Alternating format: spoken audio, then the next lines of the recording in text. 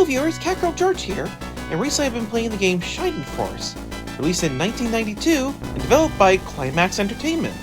This sequel to Shining in the Darkness tosses out everything from that game in favor for a turn-based strategy RPG. You are the leader of the Shining Force, a group of warriors tasked with defeating the evil army of Cain and Rune Force. This is accomplished by navigating battles in a grid-based arena, as you move your team to attack. Interestingly, despite Fire Emblem coming out a couple years prior to this game, it was not a source of inspiration according to the lead developer. They found the game to be rather unenjoyable, instead claiming Dragon Quest and Silver Ghost, a Japanese PC game, being more influential on the development. So maybe it's more of a way to one-up the Big N. The timing certainly is interesting, but regardless, Shining Force is definitely more user-friendly than the rival series. Characters don't die permanently, and even with the game over, you're only taken back to the closest church to try again. Your only penalty being paying a revival fee for your down party members.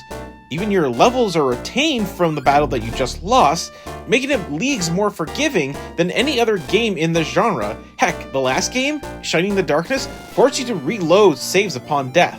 This makes Shining Force great for newcomers who are interested in trying strategy RPGs, with the one exception being using menus. Each character has 4 inventory slots, including any weapons or equipment that you use, making management on all these characters very slow, compared to the rest of the game, which plays out at a very steady pace. Shining Force has a total of 30 party members to recruit, some of which are optional or even secret, giving a fantastic reason to explore towns and areas to discover these characters. With that said, you can only take an active party of 12, including the protagonist, but each character, even those in similar classes, level up differently to learn different skills and abilities. You'll find the balance of leveling all these characters to be, unique. In order to gain experience, you have to either successfully attack but miss, defeat an enemy, or cast a heal spell. This definitely leaves healers to get shafted, often having them clean up enemies with 1 or 2 HP left to gain more XP, as healing doesn't really give you much experience compared to any other method. If game overs were as forgiving as they were, I'd be super opposed to this.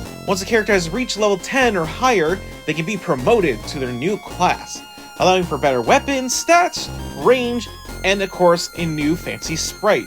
Turn order is another point of contention. It feels a little random as to who gets to act next.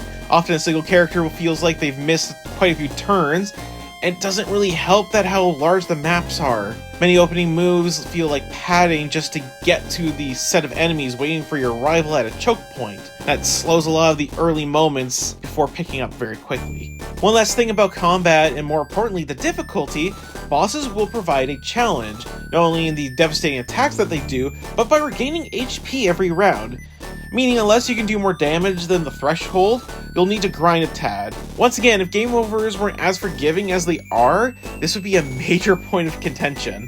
Overall, Shining Force is good. Much of the problems are forgiven by how forgiving the game is. It's an excellent game to play, especially if you're looking for a gateway into the strategy RPG genre. You can currently get the game on the Genesis, or the Switch's Virtual Console, or any modern platforms that have a Sega Genesis collection on them. There is also a Game Boy Advance port of Shining Force that fixes the turn order, adds new characters, a new class, new chapter, and reworks the difficulty. Until next time, keep on gaming!